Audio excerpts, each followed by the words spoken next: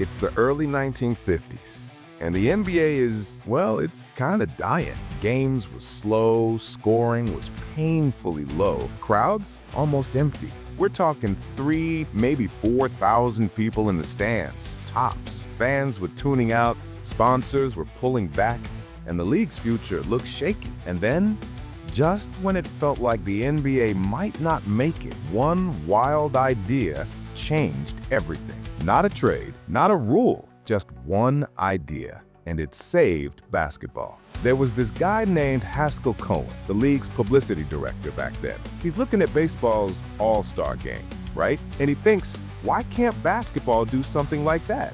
A game where all the stars come together just for the fun of it. Problem was, the NBA didn't really have the money for that kind of experiment. But then, Walter A. Brown, the owner of the Boston Celtics, stepped up. He said, you know what? I'll cover the cost. Let's just do it. And that's how it started. A gamble, a big one. So on March 2nd, 1951, at the old Boston Garden, the first NBA All-Star Game tipped off. And man, it worked. Instead of 3,500 people, more than 10,000 fans packed the arena. The East beat the West 111-94, and Boston's own Ed Macauley won MVP. But honestly, no one cared about the score. People were just excited. The game was fast, players were showing off, making flashy plays. You could feel it. This was something new, something fun. And just like that, the NBA had a heartbeat again. The owners realized, wait, people want to see the stars. The fans got their excitement back, and the players, they loved the spotlight. That one night turned into a tradition. Year after year, the best players came together to remind everyone why they loved this game. When TV picked it up later, the All-Star Game exploded. Suddenly, guys like Wilt Chamberlain and Bill Russell were putting on a show for the whole country. It became more than a game. It became the moment of the season. Fast forward to the 1980s, the NBA was hot again. Magic, Bird, Jordan, pure entertainment. But the league wanted to keep the All-Star weekend fresh. That's when new commissioner David Stern stepped in. He said, let's make this thing fun.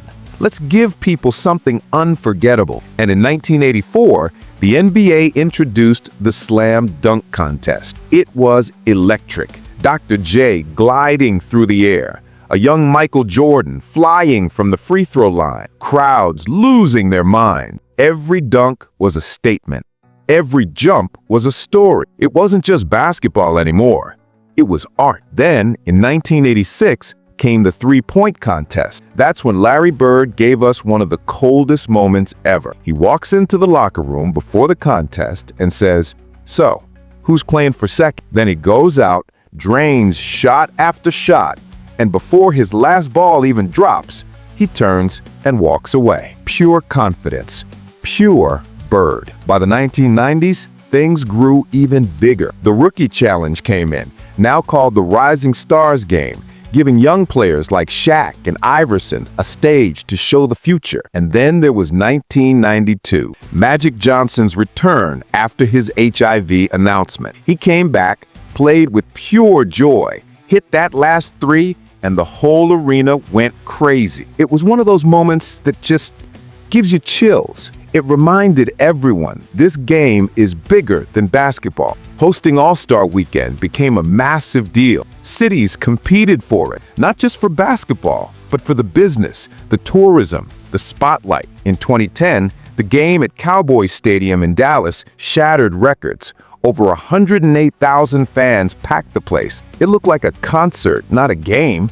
Celebrities, lights, energy, unreal. But as time went on, fans started saying, it's fun, but the game's too soft. No one's competing anymore. The NBA listened. In 2018, they changed it up. Captains like LeBron and Steph started drafting teams. It added drama, pride, and a little bit of playground energy again. And in 2020, they introduced the Elam ending, a new rule that made the finish way more exciting. That year, Kawhi Leonard hit 7 threes and won the first ever Kobe Bryant All-Star MVP trophy, a perfect way to honor one of the greatest ever. Now, All-Star Weekend isn't just a basketball event, it's a global celebration. You've got the celebrity game, skills challenge, dunk contest, fan events, charity games, even kids from around the world tuning in and voting for their favorite stars. It's part basketball, part culture, part community, music, fashion, entertainment,